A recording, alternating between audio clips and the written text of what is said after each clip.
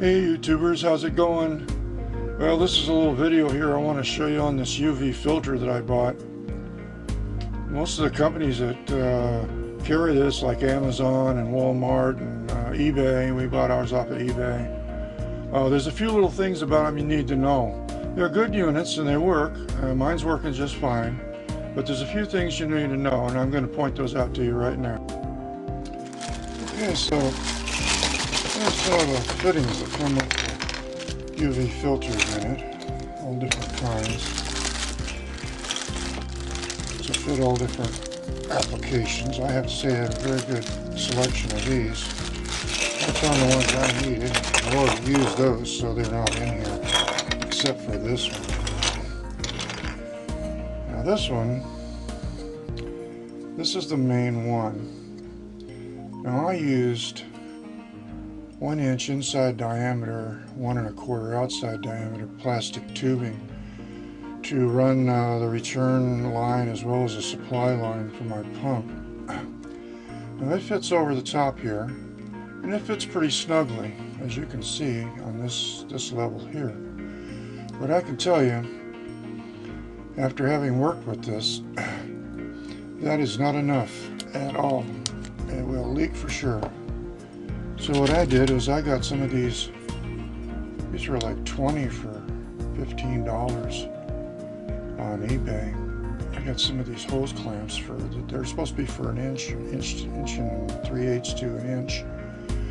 And I had to cut them off because the nut driver wouldn't fit all the way down it. But anyway, what I ended up doing though, is I ended up going ahead and taking some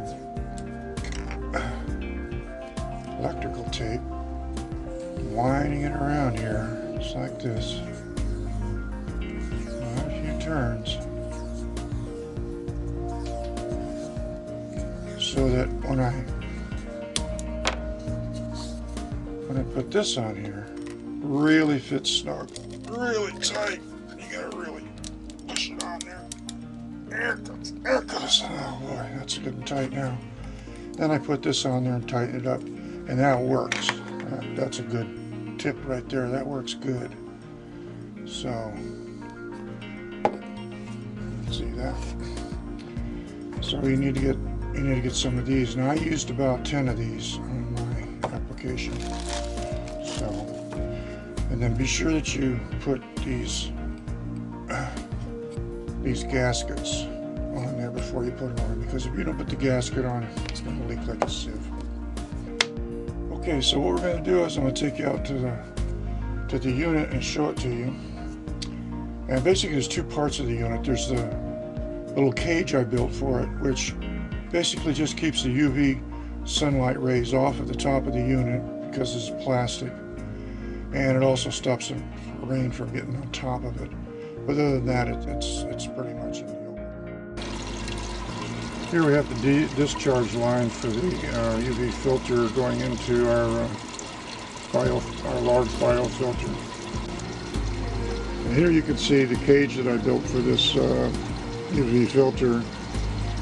It just lets the rain keep off of it and the light UV light coming down from the top. And here is the UV filter underneath the top. As you can see, it's running now. Water's coming into the right one and going in and going back out the middle one. And then the third one to the left is the discharge. Goes into your planters and so forth and so on when you're back flushing the unit. It's very important to note that the blue valve in the middle, the arrow shows it pointing towards the UV filter. When you turn it the opposite direction, that's for back flush. But in the closed position, when it's supposed to be going straight through like it's originally made, it also goes out the back flush. That's no good because you'll lose a lot of water and you make a big mess. So what I did is I put a valve on it. It's right there to shut that off when it's in the closed position, so it doesn't leak any water. They do come with a little glass retainer that you can put in there with the gasket that'll close that off you don't have the valve.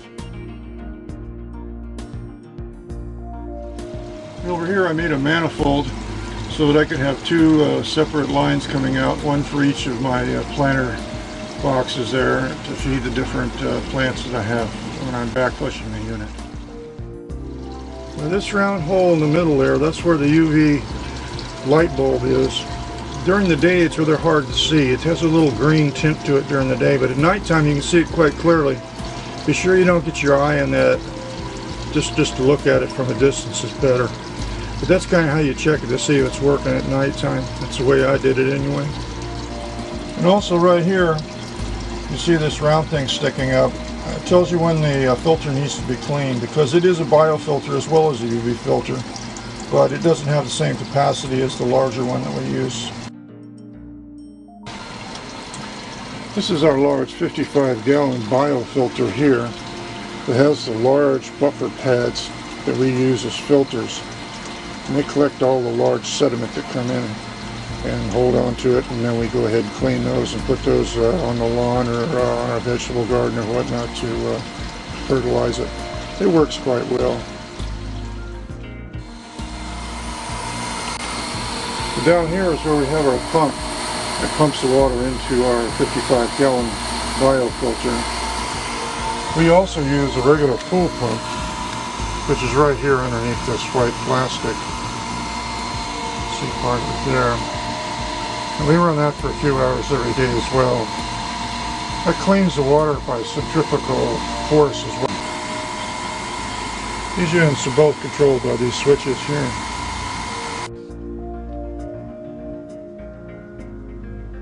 So here's the operating manual for this UV filter.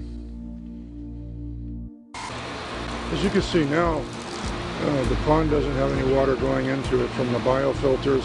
It's now being sucked in through the skimmer, which gives us the advantage of cleaning all the leaves and debris off the top of the surface of the water, along with helping to clean the water by going through the filter that's behind this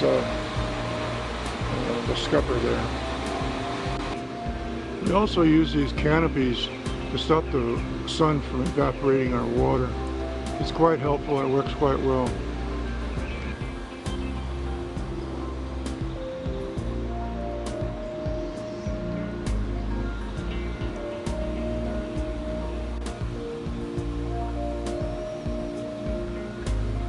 As you can see, these goldfish, you can see them quite clearly. A few days ago, you couldn't hardly even see what color they were. It's working really well, the UV filter.